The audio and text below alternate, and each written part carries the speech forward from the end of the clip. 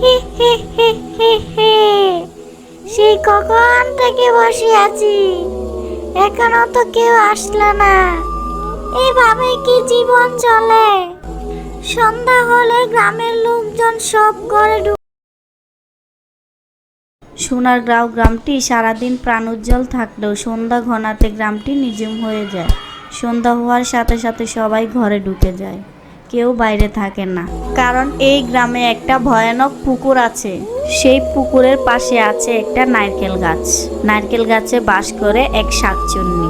সেই শাকচুন্নি মানুষের রক্ত চুষে খায়, তাই কেউ রাতের বেলা ঘর থেকে বের হয় না। দেখেছিস, আজকে আকাশটা অনেক সুন্দর, নিশ্চয় রাতে অনেক তারা উঠবে। উঠে লাভ কি?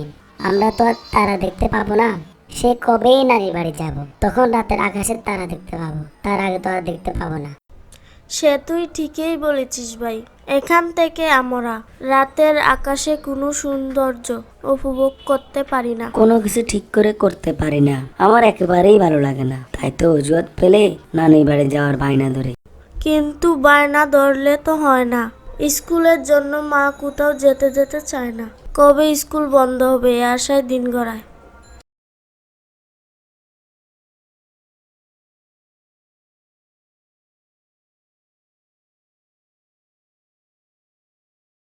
রাইসা, মিহা, তাড়াতাড়ি ঘরে আয়, সন্ধ্যা হয়ে গেছে।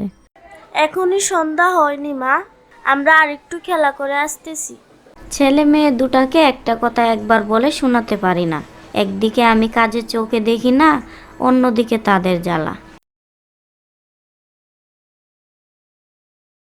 বৌমা, তোমার ছেলে মেয়ে দুটো কোথায়? সন্ধ্যা যে ঘনিয়ে এলো, তাদের এখনো কোনো দেখা নাই। কোনো ক্ষতি না হওয়া পর্যন্ত কি থামবে না?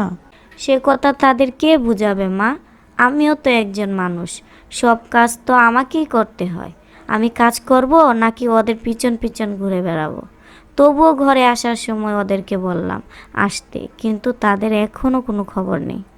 এত কথা না বলে ছেলে মেয়ে দুটোকে ঘরে টেনে নিয়ে আসো, দরজা আটকিয়ে দাও, পরে তো তোমারে ভুগতে হবে।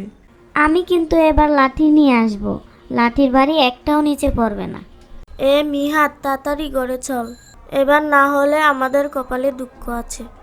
কার বাড়ির ছেলে মেয়েরা সন্ধ্যাবেলা ঘরে ফেরার জন্য এত কথা বলতে হয়? তোদের রোজ রোজ এত কথা কেন বলতে হয়? আমাদের খেলতে ইচ্ছে করে তাই। আরেকটা কথা বলছিস, মেরে ঠ্যাং ভেঙে দেব। কথা গায়ে না লাগিয়ে মুখে মুখে তর্ক করা।